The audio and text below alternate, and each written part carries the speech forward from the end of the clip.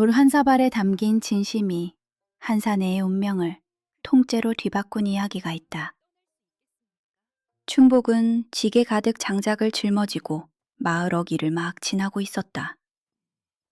그때 길가에 희미한 그림자처럼 쓰러져 있는 누군가가 보였다. 가까이 다가가 보니 20살 남짓 되어 보이는 한 처녀였다. 이름은 소향이라 했다. 옷은 누더기처럼 해지고 찢어졌으며 얼굴은 오랜 주림에 헬쑥하기 그지없었다. 입술은 바짝 말라붙었고 숨소리마저 실나처럼 가늘었다. 마을 사람들이 지나가며 힐끔거렸지만 누구 하나 멈추어 서는 이가 없었다. 지나가는 거지일 뿐이야. 굶어 죽게 생겼구먼.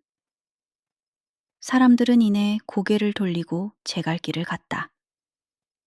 춘복은 한참을 망설이다 이내 소양의 곁에 조용히 무릎을 꿇었다. 춘복은 친부모의 얼굴 한번 본 적 없었다. 어릴 적 주인댁 대문 앞에 버려진 채 발견되어 그 집 머슴으로 길러진 사내였다. 특히 주인댁의 젊은 며느리는 춘복을 사람보다 못한 존재로 여겼다. 이놈아, 밥그릇이나 제대로 챙겨라. 너 같은 것이 감히 어디서 말대꾸냐. 며느리는 늘 춘복을 구박하기 일쑤였다. 하지만 주인집 노모만은 달랐다. 노모는 춘복이 땀 흘리며 장작을 팰 때면 시원한 물 한 사발을 건네주곤 했다. 춘복은 그 작은 온정에 늘 가슴 깊이 감사했다. 춘복은 기진맥진한 소양을 업고 자신의 허름한 움막으로 돌아왔다. 물을 끓여 멀건 죽을 쏘어 한 숟가락씩 조심스레 떠먹였다.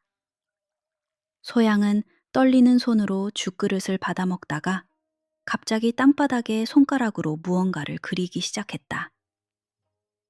그것은 알 수 없는 기하학적인 문양이었다.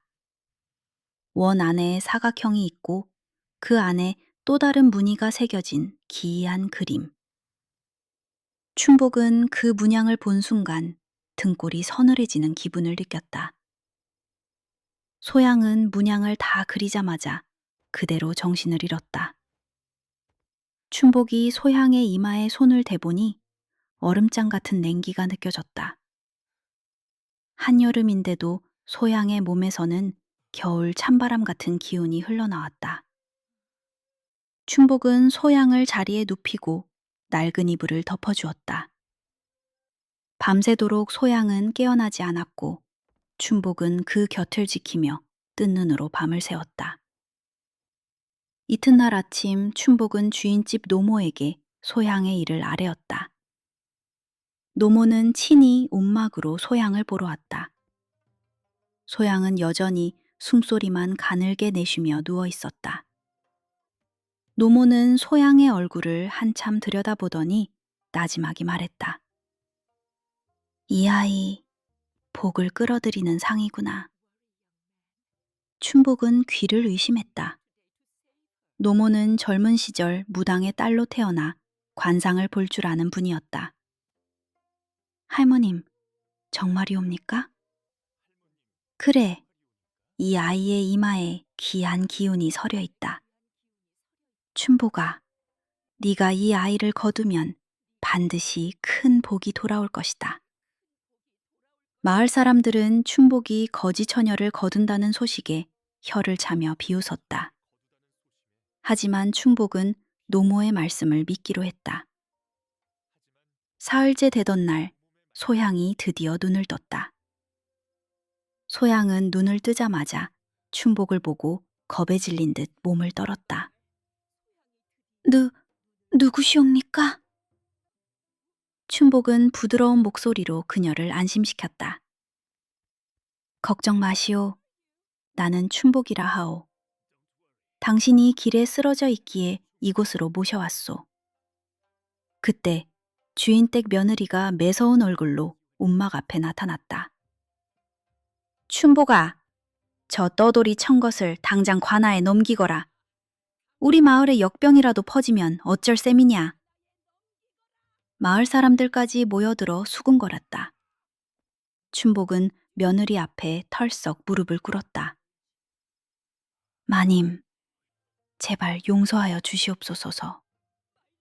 이 처녀를 제 아내로 삼고 싶사옵니다. 마을은 순식간에 웅성거림으로 가득 찼다. 모두가 춘복을 미련하기 짝이 없는 머슴이라 불렀다. 소문은 삽시간에 퍼져나갔고 마을의 무녀 3월이 춘복의 움막으로 찾아왔다. 3월은 마을의 길용 화복을 점치고 귀신을 쫓는 신통한 무당으로 사람들은 그녀의 말을 신탁처럼 여겼다. 3월은 소양을 보자마자 얼굴이 굳어졌다. 한참을 뚫어져라 소양을 바라보더니 마침내 입을 열었다. 저 아이에게 죽은 자의 그림자가 붙어 있구나. 춘복은 가슴이 철렁 내려앉았다. 무슨 말씀이시옵니까? 저 아이는 피로 얼룩직진 과거를 지니고 있어. 누군가 죽었고 그 원혼이 저 아이를 따라다니는 듯하구나. 하지만 3월은 이내 고개를 갸웃거렸다. 그런데 이상하구나. 죽은 자의 그림자 속에 신령한 빛이 함께 보여. 이 아이는 화이자 복이다. 춘복아, 네가 잘 보살피면 큰 인연이 될 것이고 소홀히 하면 재앙이 될 것이다. 3월의 말은 춘복의 마음을 더욱 무겁게 짓눌렀다. 하지만 춘복은 소양을 버릴 수 없었다. 춘복과 소양은 움막에서 함께 살기 시작했다. 주인댁 며느리와 마을 사람들의 조롱은 매일같이 이어졌다. 며느리는 춘복에게 주던 끼니마저 줄여버렸다. 네 계집 먹일 것은 없다. 알아서 해결해라. 춘복은 산으로 나무를 뜯으러 다녔고 소양은 말없이 집안을 정갈하게 정리했다. 소양은 말수가 적었지만 손은 부지런했다. 움막은 금세 사람이 사는 집처럼 깨끗해졌다. 하지만 밤이 되면 소양은 악몽에 시달렸다. 부디 제발 그만. 소양은 잠꼬대로 누군가에게 애원했다. 춘복은 그럴 때마다 소양의 손을 꼭 잡아주었고 그러면 소양은 조금씩 진정했다. 보름이 지났다. 소양은 여전히 말을 더듬거렸고 사람들과 눈을 제대로 마주치지 못했다. 춘복은 소양이 겪었을 고통이 얼마나 컸을지 어렴풋이 짐작할 뿐이었다. 그러던 어느 날 밤 춘복이 장작불을 피우고 있는데 소양이 갑자기 입을 열었다. 춘복 나으리. 춘복은 깜짝 놀라 고개를 돌렸다. 소양의 목소리는 아주 맑고 고왔다. 마치 양반때 규수 같은 말씨였다. 저를 버리지 않으셨으니 반드시 그 은혜를 갚겠사옵니다. 소양의 눈에는 맑은 눈물이 고여 있었다. 춘복은 당황했다. 당신은 도대체 누구시오? 소양은 고개를 숙였다. 아직은 말씀드릴 수 없사옵니다. 하오나 언젠가는 모든 것을 아뢰겠나이다. 그날 이후 소양은 조금씩 말문을 열기 시작했지만 과거에 대해서는 입을 다물었다. 춘복과 소양은 밥 한 술, 장작 한 짐을 나누며 살았다. 가난했지만 두 사람의 마음은 조금씩 가까워졌다. 춘복은 산에서 나무를 해올 때마다 소양이 좋아할 만한 산딸기나 꽃을 꺾어왔고 소양은 누더기 옷을 정성껏 기워주고 보리밥에 장아찌 하나라도 정갈하게 담아냈다. 두 사람은 말이 없어도 서로를 배려했다. 어느 날 춘복은 소양의 손등에 남은 깊은 칼자국을 보았다. 손등뿐 아니라 팔에도 여러 개의 흉터가 있었다. 이게 어찌 된 일이오? 소양은 황급히 손을 거두며 고개를 저었다. 묻지 말아 주시옵소서. 춘복은 더 이상 캐묻지 않았다. 하지만 소양이 겪었을 고통을 생각하니 가슴이 아려왔다. 춘복은 소양의 손을 조심스럽게 잡았다.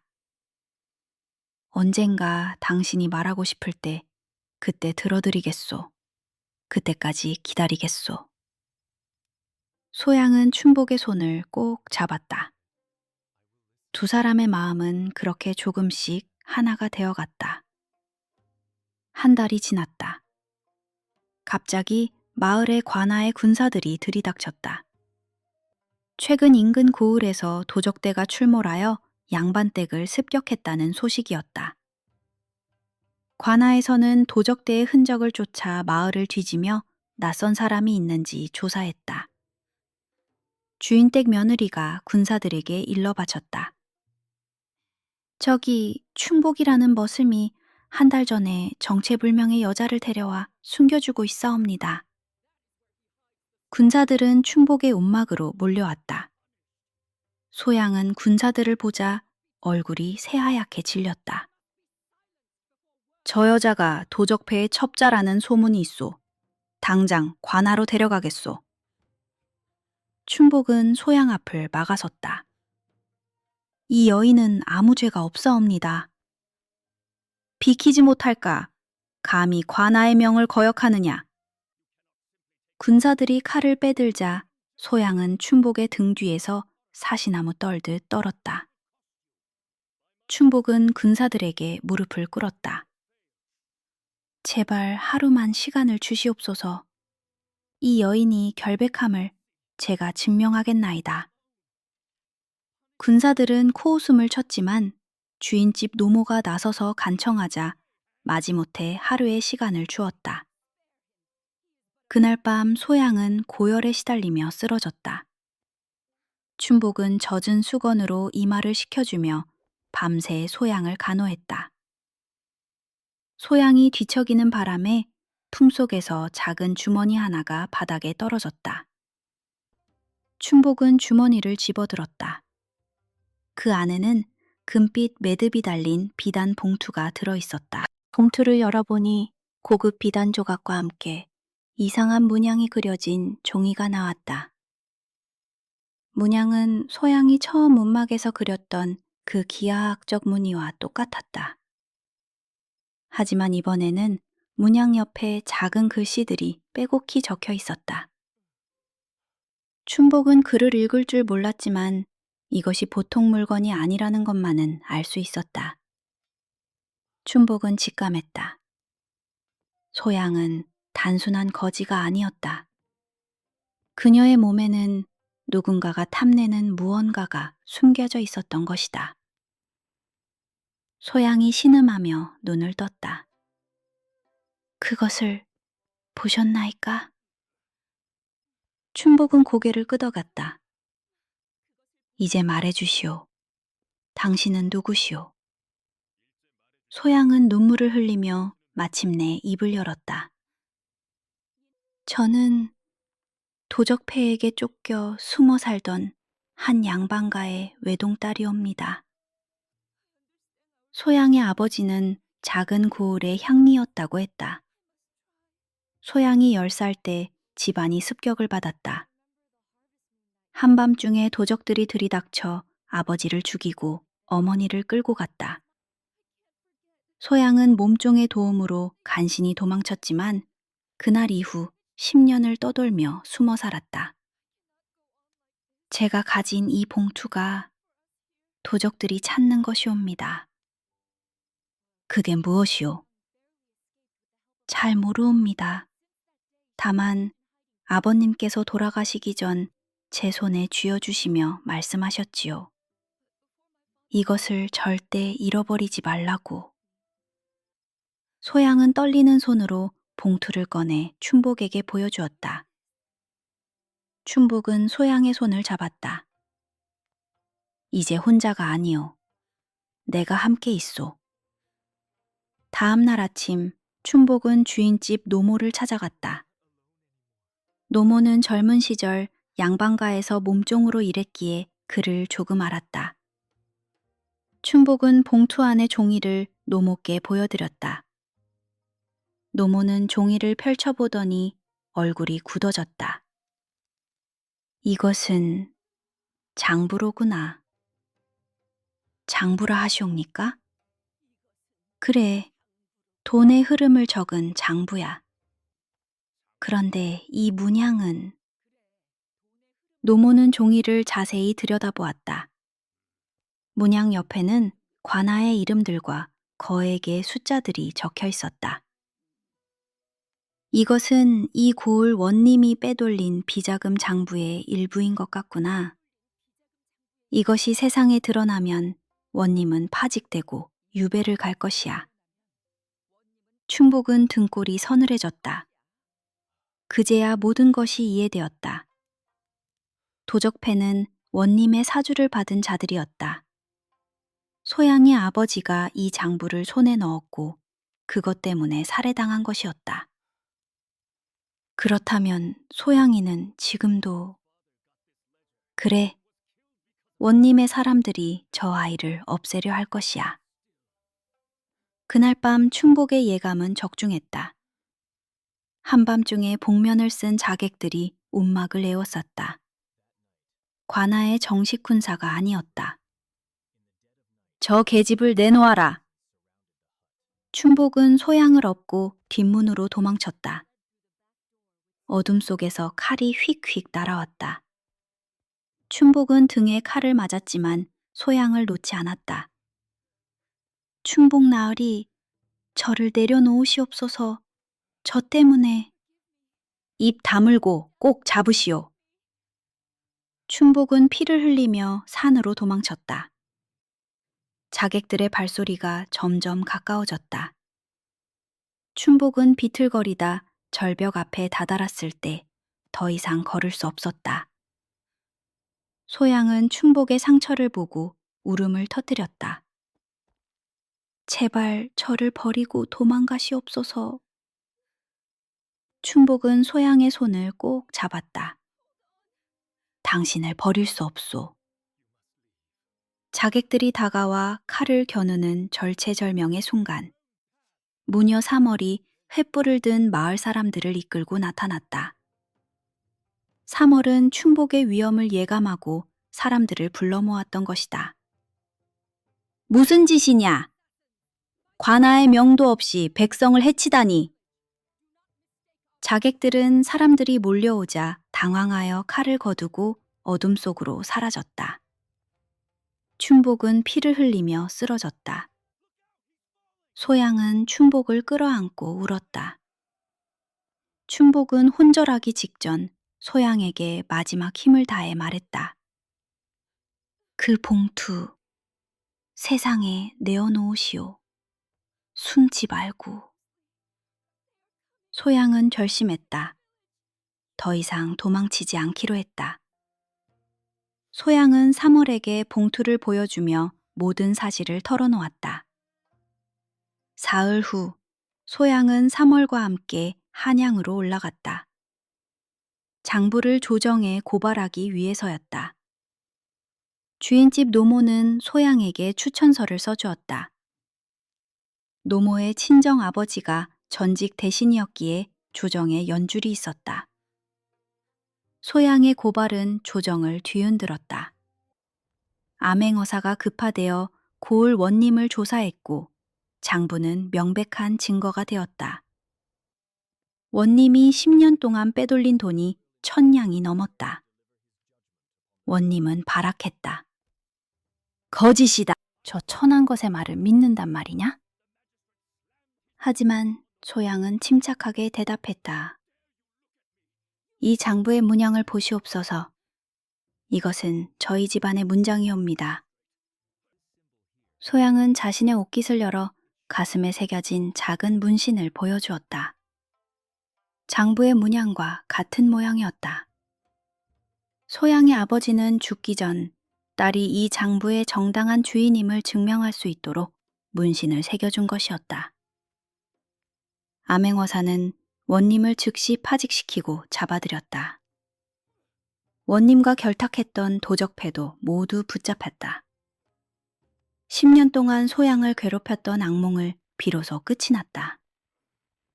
소양은 마을로 돌아오는 내내 춘복 생각만 했다. 과연 춘복은 살아있을까? 소양의 눈에서는 눈물이 멈추지 않았다. 마을로 돌아온 소양은 춘복이 아직 살아있다는 소식을 들었다. 주인집 노모가 귀한 약초를 구해 극진히 간호한 덕분이었다. 소양은 움막으로 달려갔다. 춘복은 침상에 누워 있었다. 얼굴은 해숙했지만 숨은 고르게 쉬고 있었다. 소양은 춘복의 손을 잡고 하염없이 울었다. 춘복 나으리, 깨어나 주시옵소서. 보름 후 춘복은 눈을 떴다. 소양이 곁에서 밤낮으로 그를 간호하고 있었다. 소양, 무사하시오? 예, 모든 것이 끝났나이다. 조정에서는 소양에게 아버지가 남긴 땅 문서와 재산을 돌려주었다. 소양의 아버지는 향리였지만 꽤 많은 전답을 소유하고 있었고 원님이 빼앗았던 땅들이 모두 소양에게 돌아왔다. 3월은 소양을 보며 말했다. 내가 말했지, 화이자복이라고.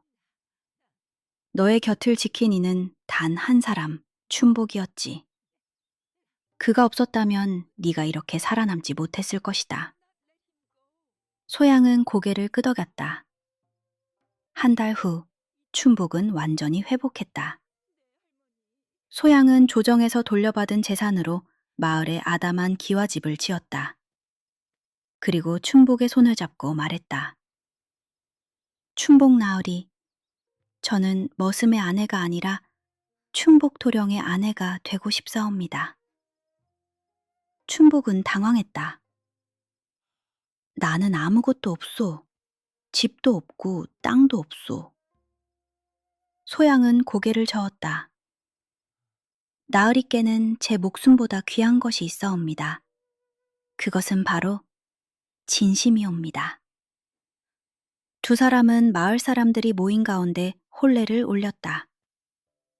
주인집 노모가 주례를 섰고 모녀 3월이 축가를 불렀다. 한때 춘복을 비웃었던 사람들도 모두 진심으로 축하해 주었다. 춘복과 소양은 기와집에서 새 삶을 시작했다. 그로부터 1년이 흘렀다. 춘복과 소양은 마을에서 가장 화목한 부부로 소문났다. 소양은 마을의 가난한 사람들을 도왔고 춘복은 밭을 일구며 땀 흘려 일했다. 어느 봄날 마당에 매화나무 한 그루가 흐드러지게 꽃을 피웠다. 소양이 심은 나무였다. 춘복과 소양은 매화꽃 아래 나란히 앉아 차를 마셨다. 소양이 나지막이 말했다. 춘복 나으리, 저를 살린 건 금도 땅도 아니옵니다. 나으리의 마음이었사옵니다. 춘복은 소양의 손을 따뜻하게 잡았다. 나도 당신을 만나 비로소 사람답게 살게 되었소. 가난한 머슴이었던 춘복은 거지 처녀 한 명을 거둔 작은 선의로 땅과 재산 그리고 사랑을 모두 얻었다. 하룻밤 사이에 팔자가 뒤집힌 것이 아니라 진심이 쌓여 복을 부른 것이었다. 옛말에 선행에는 반드시 복이 따른다고 했다. 춘복과 소양의 이야기가 바로 그 증거였다. 진심으로 남을 아끼고 배려하는 마음이야말로 가장 큰 재산이라는 교훈을 남겨주며 매화꽃이 피고 봄바람에 흩날리는 가운데 두 사람은 행복한 미소를 지었다. 조선의 당쟁이 한창이던 시절 몰락한 양반가의 낡은 기와집 한 채가 스산한 바람을 맞고 있었다. 한때는 관직에 오른 자들이 줄을 잇던 명망 높은 서씨 가문이었으나 당파 싸움의 소용돌이 속에서 점점 기울어져 갔다. 대문은 늘 열려 있었으되 찾아오는 이는 아무도 없었고 허물어진 담장과 사랑채 기둥엔 푸른 이끼만 모성했다. 하인들은 하나둘 떠나갔고 넓던 마당엔 잡풀만이 자라 고요한 쓸쓸함을 더했다. 서씨 가문의 가장인 서진수는 병상에 누워 지낸 지 오래였다. 그의 마른 기침 소리만이 고요한 집안을 가끔 깨트릴 뿐이었다. 아들 둘은 이미 각자의 살 길을 찾아 떠났고 집엔 막내딸 하나만 남아 아비의 곁을 지키고 있었다. 몰락한 양반가의 끝자락. 그 고요한 쓸쓸함 속에서 한 아이가 조용히 자라고 있었다. 그 아이의 이름은 서윤아였다. 11살의 어린 나이였으되 유나는 또래 아이들과는 달랐다. 쉽게 울거나 떼를 쓰지 않았고 말보다는 눈으로 먼저 상황을 읽어냈다. 집안이 기울어가는 것도 아버지의 병이 깊어지는 것도 유나는 이미 알고 있었다. 아침이면 유나는 아버지의 방으로 들어가 문안을 올리고 말없이 이불을 정돈하고 물 한 잔을 떠다 드렸다. 서진수는 그런 딸의 모습을 보며 안타까운 듯 한숨을 쉬곤 했다.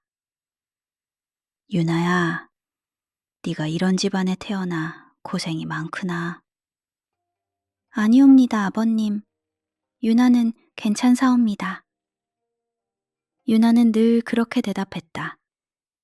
목소리엔 떨림이 없었고 눈빛은 더없이 또렷했다.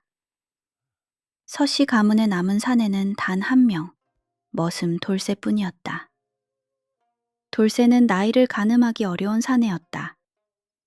20이 넘은 듯도 했고 30에 가까운 듯도 했다. 얼굴엔 표정이 거의 없었고 말수도 지극히 적었다. 다만 시키는 일은 묵묵히 해냈다. 장작을 패고 물을 깃고 텃밭을 일구는 일. 돌쇠는 하루도 빠짐없이 제 몫을 했다. 밥은 부엌 한 구석에서 혼자 먹었고 잠은 헛간에서 잤다. 유나는 가끔 돌쇠를 바라보았다. 저 사람은 어디서 왔을까? 왜 이 기울어진 집안을 떠나지 않는 걸까? 하지만 유나는 묻지 않았고 돌쇠 역시 유나에게 말을 거는 법이 없었다. 다만 가끔 유나가 무거운 것을 들려하면 말없이 다가와 대신 들어주곤 했다.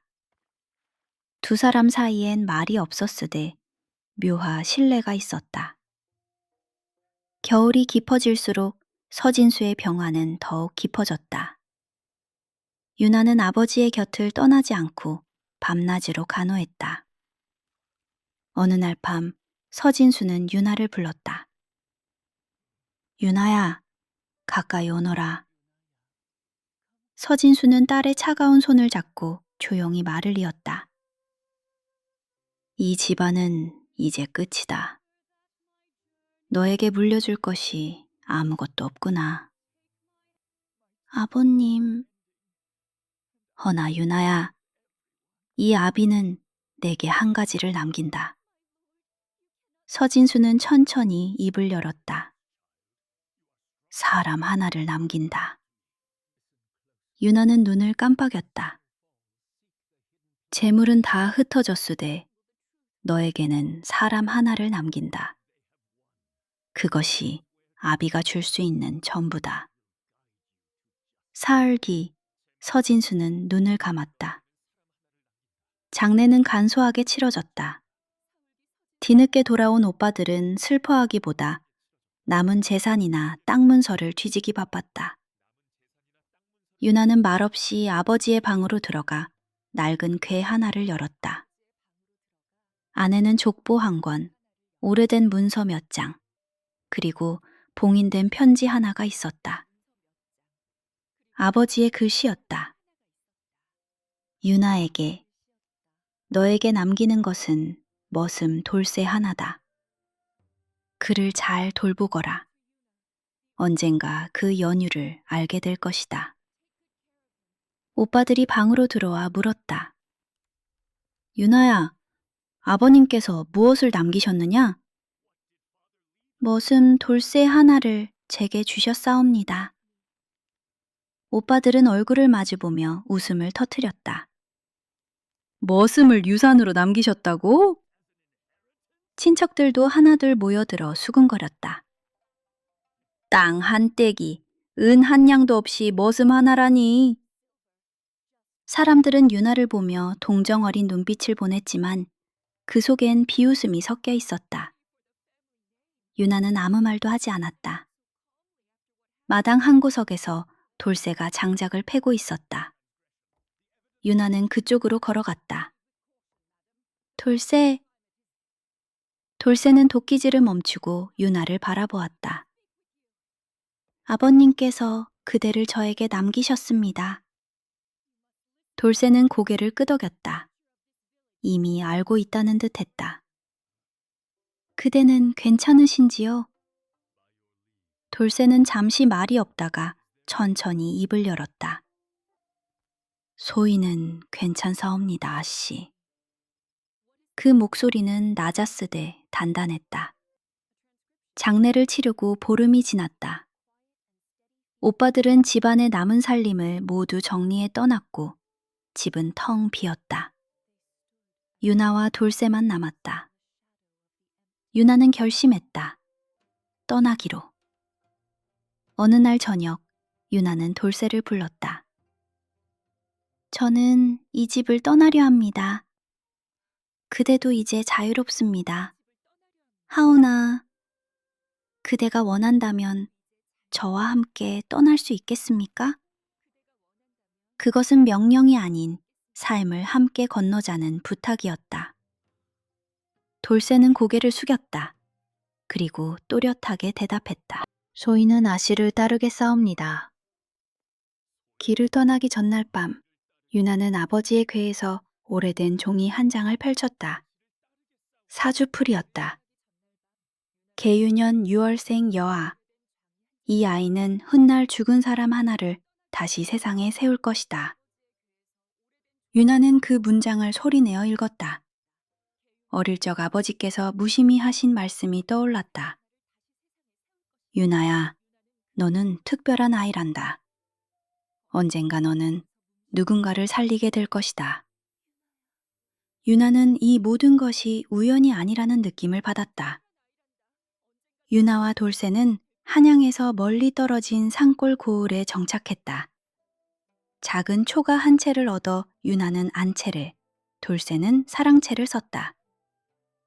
고을 사람들은 어린 아씨가 머슴 하나만 데리고 사는 것을 이상하게 보았지만 유나는 개의치 않았다. 아침이면 유나는 밥을 피짓고 빨래를 했고 돌쇠는 산에 올라 나무를 하고 밭을 일구었다. 저녁이면 두 사람은 마루에 앉아 조용히 저녁을 먹었다. 어느 날 저녁, 유나는 돌쇠의 방에서 새어나오는 불빛을 보았다. 조용히 다가가 창틈으로 안을 들여다보니 돌쇠는 촛불을 켜고 붓을 든 채 낡은 서책의 글씨를 정성스럽게 베껴 쓰고 있었다. 유나는 숨을 죽였다. 머슴이 글을 읽는다는 것은 흔한 일이 아니었다. 저 사람에게는 비밀이 있구나.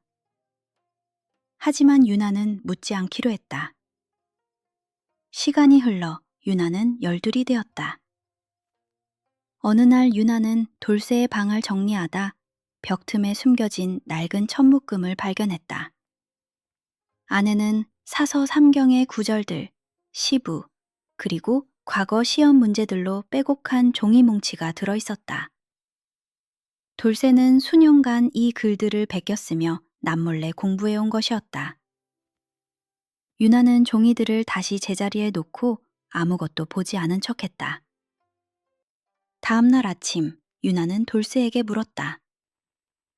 돌쇠, 그대는 글을 아시지요? 돌쇠는 잠시 멈칫하다 고개를 끄덕였다. 유나는 조용히 말했다. 저는 모른 척 하겠습니다. 하오나 언젠가 그대가 말씀하고 싶으실 때 저는 들을 준비가 되어 있습니다. 돌쇠는 고개를 들었다. 눈빛이 흔들렸다. 감사합니다, 아씨. 유나와 돌쇠가 산골에 정착한 지 4년째 되던 가을, 유나는 15이 되었다. 그해 가을, 고을의 새로운 수령 박상길이 부임해 왔다. 어느 장날, 유나는 돌쇠와 함께 장에 나갔다.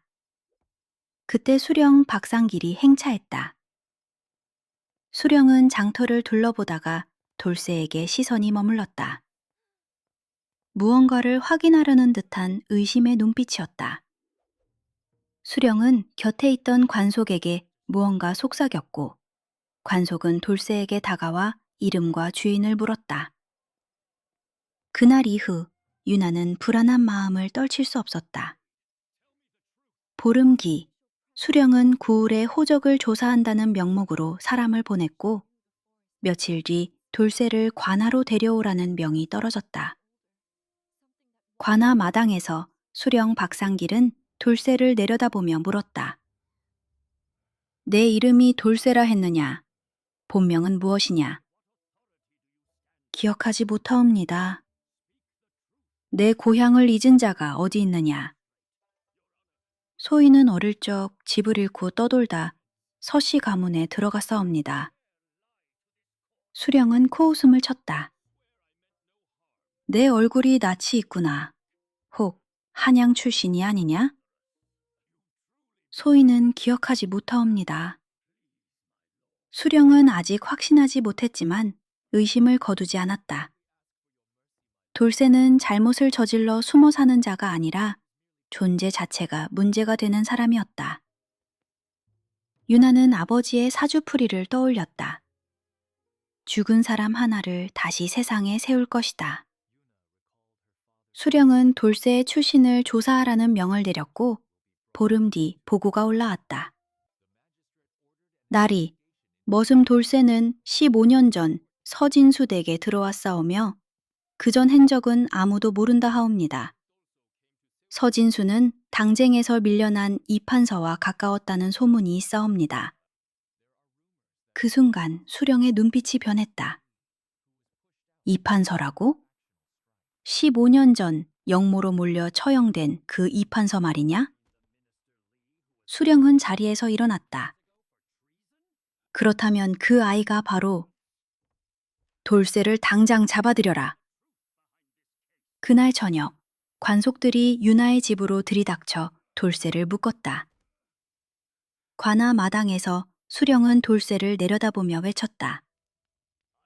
내 정체를 이제 알겠구나.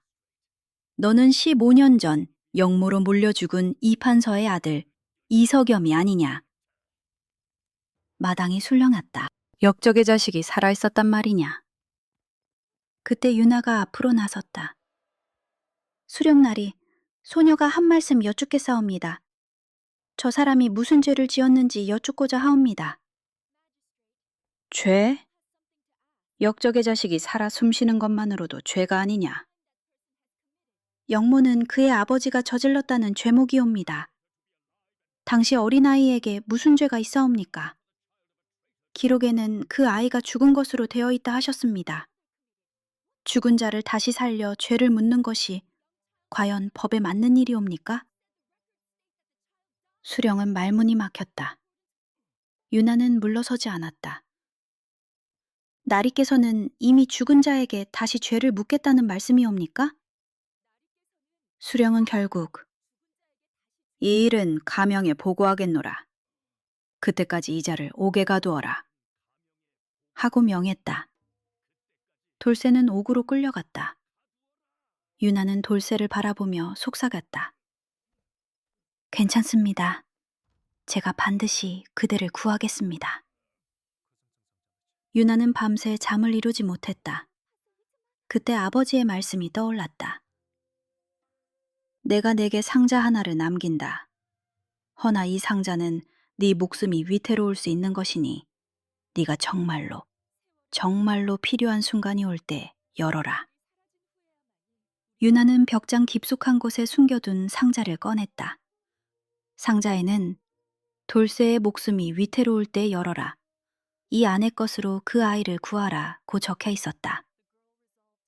유나는 봉인을 뜯었다. 상자 안에는 아버지의 필체로 쓰인 긴 문서와 오래된 편지들이 들어 있었다. 문서에는 15년 전 이판서 영모 사건의 진실이 담겨 있었다. 아버지는 젊은 시절 이판서에게 큰 은혜를 입었고 후에 그가 정적들의 모함으로 영모에 몰리는 것을 알게 되었다. 아버지는 우연히 그들의 음모가 담긴 서신들을 손에 넣었으나 권력의 힘이 두려워 침묵했다. 이판서가 처형되던 날 밤 그의 늙은 하인이 어린 아들 석염을 데리고 와 아버에게 맡겼고 그것이 돌쇠와의 첫 만남이었다.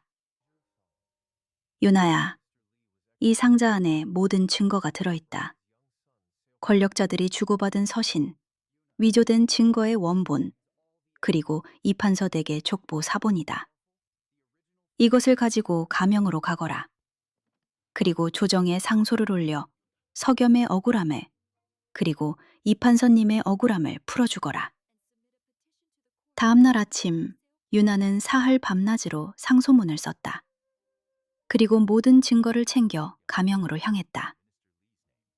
가명 문 앞에서 유나는 죽은 사람을 다시 죽이려 한다면 그것이 억울한 일이 아니겠사옵니까? 소녀는 증거를 가지고 있사옵니다.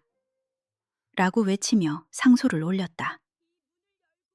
문서를 살펴본 감사는 그 중요성을 알아보고 유나를 직접 만났다. 이것은 매우 위험한 문서다. 그럼에도 진실은 밝혀져야 하지 않겠사옵니까? 유나의 단호한 태도에 감사는 이 일을 조정에 보고하기로 약속했다. 석 달이 지났다. 조정은 유나가 제출한 문서들로 시끄러웠다. 당시 사건에 연루된 권력자들이 온갖 수단으로 재조사를 막으려 했으나 문서들은 너무나 명확한 증거였다. 결정적으로 당시 사건을 알던 늙은 관료 하나가 양심 고백을 하면서 마침내 조정은 이판서 영모 사건을 재조사하라는 명을 내렸다. 재조사 결과 이판서 영모 사건은 억울한 옥사였음이 밝혀졌다. 이판서 가문의 명예는 회복되었고 당시 사건을 주도한 권력자들은 파직되었다. 그리고 마지막 한 줄이 있었다. 이판서의 아들 이석염이 생존해 있다면 음서의 자격을 부여하노라. 옥에서 풀려난 돌쇠는 이제 이석염이라는 이름을 되찾았다. 그러나 석염은 감사 앞에서 말했다. 소인은 스스로 과거를 보겠사옵니이다. 주어진 것보다 스스로 얻은 것이 더 값지다는 것을 머슴으로 살며 배웠사옵니다. 고을로 돌아온 석염은 유나 앞에 무릎을 꿇었다. 아씨, 저는 이제 한양으로 가 과거를 준비하려 하옵니다. 하오나 과거에 급제한 뒤 다시 이곳으로 돌아와 아씨를 제 반려로 맞이하고자 하옵니다. 유나의 눈이 흔들렸다. 저는 몰락한 양반가의 딸일 뿐이옵니다. 아니옵니다. 아씨야말로 제게는 너무나 높은 분이옵니다. 저를 사람으로 대해주신 분, 제게 삶의 의미를 가르쳐 주신 분이십니다. 유나는 눈물을 참으며 말했다. 그대가 과거에 급제할 때까지 저는 여기서 기다리겠습니다. 1년 뒤 석염은 과거 시험장에서 백성을 다스리는 자의 덕목에 대한 자신의 경험을 담아 답을 썼다. 백성을 다스리는 자는 먼저 사람을 알아야 하옵니다. 신분으로 사람을 보지 말고 그 사람의 마음과 행실을 보아야 하옵니다. 그의 글은 시험관들의 마음을 울렸고 그는 당당히 합격했다. 이듬해 봉, 작은 고을의 참봉으로 임명된 석염은 유나를 찾아왔다. 그는 품에서 은으로 만든 소박한 비녀를 꺼냈다. 아씨, 이것을 받아주시겠사옵니까? 저는 약속을 지키러 왔사옵니다. 제가 정말 그대의 짝이 되어도 괜찮겠사옵니까? 아씨가 아니면 안 되옵니다. 이제 제가 평생 아씨를 지키겠사옵니다. 석 달 뒤 두 사람은 간소하지만 따뜻한 혼례를 올렸다. 석염은 백성들의 억울한 일을 들어주는 좋은 관리가 되었고, 유나는 그의 곁에서 살림을 이끌며 그를 도왔다. 어느 날 저녁, 마루에 나란히 앉아 달빛을 받으며 유나가 속으로 생각했다. 아버님, 제가 해냈습니다. 죽은 사람을 다시 세상에 세웠습니다. 그리고 그 사람과 함께 살아가고 있습니다. 신분은 돌려받을 수 있으나 사람의 가치는 스스로 쌓은 시간으로 증명되는 것이었다. 유나는 그것을 알았고 석염은 그것을 증명했으며 두 사람은 서로를 지키며 함께 살아가고 있었다. 그것으로 충분했다. 사람 하나의 값이 5냥이라던 날이 있었다. 인진느란이 막 지나간 조선 중역, 전쟁의 상흔이 채 가시지 않은 충청도의 깊은 산골 고을. 장터 한복판에서 채찍 아래 무너지던 한 여인을 향해 말도 제대로 잇지 못하던 바보 머슴이 떨리는 목소리로 외쳤다. 그 사람 저와 가겠소. 사람들은 폭소를 터뜨렸다. 바보 머슴이 쓸모없는 기생을 사간다? 3년을 굶다시피 모은 돈 전부를 내던지며 그는 피투성이가 된 여인의 손을 잡았다. 모두가 버린 기생을 데려간 그 작은 선택이 어떻게 한 고을 전체를 뒤흔들게 되었을까? 5냥의 거래. 그날 그 장터에서 시작된 이야기는 누구도 예상하지 못한 방향으로 흘러가고 있었다. 충청도 작은 고을의 머슴 동해는 덩치만큼은 장정 둘을 합쳐놓은 듯 우람했지만 말이 입에서 잘 나오지 않아 늘 더듬었다. 사람들 눈에는 그저 우직한 바보로 보일 뿐이었다. 부모도 없이 자라 남의 집 잡일을 하며 3년을 굶다시피 모은 돈이 겨우 5냥이었다. 마을 사람들은 그를 동해 바보라 부르며 품삯을 깎아먹기 일쑤였지만 동해는 그저 예 하고 고개를 끄덕일 뿐이었다. 한편 한양 기방의 여주인 방어럼은 기생을 돈줄로만 여기는 냉혹한 여인이었다. 그 기방의 말단 기생 연하는 본디 내의원 의원의 딸이었으나 아버지가 모함을 받아 유배되며 집안이 풍비박산나고 남은 빚 5냥 때문에 당어럼에게 팔려온 신세였다. 연하는 손님 받기를 거부했고 그럴 때마다 방어럼의 혹독한 매질이 이어졌다. 어느 날 동해는 장에 심부름을 갔다가 기방 마당에서 방어럼에게 매질 당하는 연하를 보게 되었다. 채찍 아래 비에 젖은 버들잎처럼 떨고 있는 연하의 모습이 동해의 눈에 깊이 새겨졌다. 그날 밤 동해는 잠을 이루지 못했다. 이튿날 새벽 동해는 결심을 굳히고 사흘길을 걸어 한양의 기방 앞에 섰다. 그리고 떨리는 손으로 3년간 모은 5냥 전부를 꺼냈다. 이 아이 값이 얼마요? 방어럼은 동해를 위아래로 훑어보더니 코웃음을 쳤다. 5냥이면 족하다. 어차피 쓸모없는 계집이니. 사람들은 뒤에서 조롱했지만 동해는 연하의 손을 잡는 순간만큼은 흔들리지 않았다. 동해는 연하를 데리고 자신의 초라한 움막으로 돌아왔다.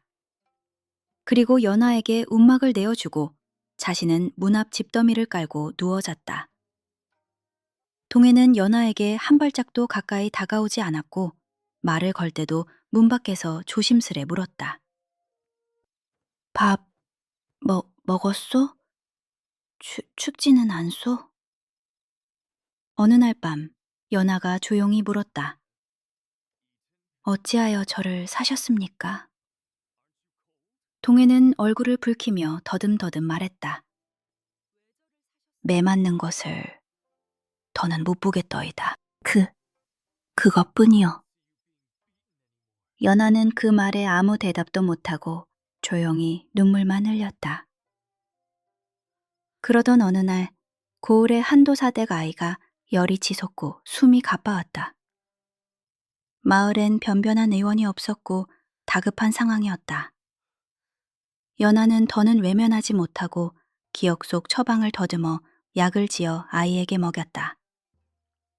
처음엔 열이 내리는 듯 했으나 밤이 깊자 아이의 숨이 더욱 가빠지며 위급해졌다. 기생이 의원 흉내를 내다 아이를 죽인다. 소문을 들은 마을 사람들이 돌을 들고 움막 앞으로 몰려왔다. 그때 한도사가 보낸 심부름꾼과 함께 허리 굽은 노인 하나가 도착했다. 그는 한때 내의원 의원의 수제자였다가 숨어 사는 노의원 헌호웅이었다. 헌호웅은 황급히 아이의 맥을 짚었다. 약은 제대로 지었으나 용량이 잘못되었구나. 노인은 연하의 약을 살짝 고쳐 새로 다려 먹였고 새벽녘 아이는 마침내 눈을 떴다. 헌호웅은 연하의 손놀림을 보고 곧 그녀가 누구의 딸인지 눈치챘다. 그 맥 짚는 버릇, 스승님 따님이로구나. 연하는 그 자리에서 무릎을 꿇고 참았던 울음을 터뜨렸다. 그날부터 헌호웅은 연하에게 의술을 다시 가르쳤고 동해는 낮에는 머슴살이를 하고 밤이면 헌호웅의 초가 앞에서 불을 지피며 묵묵히 그들을 지켜보았다. 연하는 동해의 뒷모습을 보며 마음속에 따뜻한 무언가가 자라나는 것을 느꼈다. 초가을, 마을에 알 수 없는 열병이 돌기 시작했다. 관에서 내려보낸 의원은 손쓸 도리가 없다며 떠나버렸고 연하와 헌호웅은 밤낮으로 병자를 돌보았다. 약초가 모자라자 동해가 나섰다. 제가 가겠소. 동해는 험한 산길을 오르내리며 약재를 구하다가 넘어져 다리가 크게 상했다. 하지만 아픈 기색 없이 다리를 절뚝이며 약재를 지고 내려왔다.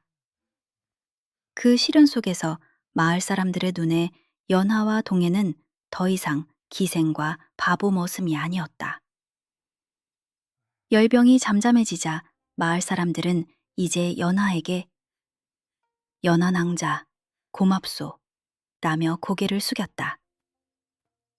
그 무렵 한양의 방월엄은 연하가 의술에 능하다는 소문을 듣고 욕심에 불타올랐다.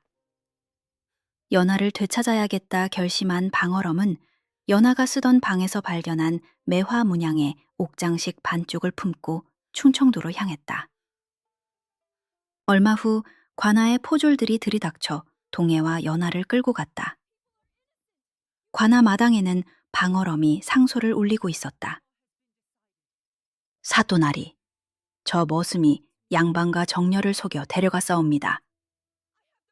방월엄은 증거라며 옥장식을 꺼내 들었고 연하 또한 허리춤에서 같은 모양의 옥장식 반쪽을 꺼내 보였다. 관아 마당이 술렁였다. 사또는 머슴이 양반과 여식을 숨겨 데려갔다면 곤장이 마땅하다. 동해를 잡아 묶어라. 고 명했다. 곤장틀에 묶이는 순간 연하가 그 앞을 가로막았다. 사또나리, 동희는 죄가 없습니다. 저는 기생으로 팔려가 매를 맞으며 살았고 그 고통 속에서 저를 구해준 이가 동해이옵니다.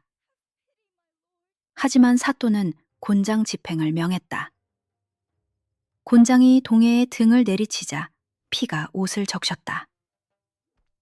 10번째 곤장이 지나갈 무렵 동해의 입에서 피가 흘러나왔다. 하지만 동해는 고개를 들어 연하를 바라보며 더듬지 않고 또렷하게 말했다. 죄가 있다면 다 내 죄요. 연하는 아무 잘못이 없소. 그 말에 관아 마당이 조용해졌다. 그때 헌호웅이 관아 안으로 들어와 자신이 연하의 아버지 이용겸 의원의 제자였음을 밝히고 스승에게서 받은 마지막 편지를 증거로 내밀었다. 편지에는 딸 연하를 보살펴달라는 내용이 분명히 적혀 있었다. 한도사 또한 마을 백성들의 탄원서를 올리며 두 사람이 마을을 구했음을 증언했다. 사또는 마침내 판결을 내렸다. 머슴 동해와 이연화에게는 죄가 없도다. 방어럼은 거짓 상소로 관을 속인 죄로 곤장 20대를 치고 한양으로 돌려보내라. 동해는 연화의 극진한 간호 끝에 한 달 만에 기력을 되찾았다. 세월이 흘러 동해는 한도사의 권유로 관아의 아전이 되어 백성들의 억울함을 풀어주는 인물로 존경받았고, 연하는 의원이 되어 돈 없는 백성들을 돌보았다. 조정에서 내 의원으로 부른다는 정갈도 왔지만 연하는 저는 이곳에서 동해가 길어온 샘물 곁에서 사람을 살리겠습니다. 라며 사양했다. 한도사는 두 사람에게 기와집 한 채를 내렸고 동해와 연하는 그 집에서 함께 살게 되었다. 어느 날 밤 동해가 조심스레 물었다. 연하, 나 같은 사람과 함께 살아서 후회는 없소? 연하가 빙긋 웃으며 답했다. 후회요? 단 한 번도 후회한 적 없답니다. 동해가 아니었다면 저는 지금 여기 없었을 테니까요. 저녁이 되어 둘이 함께 집으로 돌아오는 길 석양이 붉게 물들고 있었다. 동해가 쑥스러워 물었다. 그때 5냥으로 사준 것이 정말 그대 인생이었소? 연하가 걸음을 멈추고 동해를 바라보았다. 그리고 빙긋 웃으며 답했다. 아니요, 동해. 5냥으로 산 것은 제 한 몸이 아니었답니다. 그럼 무엇을 산 것이오? 연하가 동해의 손을 잡으며 말했다. 당신과 나 둘의 인생이었지요. 그리고 이 마을 사람들의 웃음이었답니다. 동해는 그제야 이해했다. 자신이 5냥으로 산 것은 한 사람이 아니라 수많은 사람들의 희망이었다는 것을. 그 5냥은 기생의 몸값이 아니라 서로를 향한 진심의 값이었고, 신분도 돈도 아닌 사람을 사람으로 대하는 마음이야말로 참된 가치였다. 바보라 불리던 머슴이 한 고을의 어른이 되었고, 기생이던 여인이 백성의 의원이 된 것은 기적이 아니라 진심이 만들어낸 당연한 결과였다.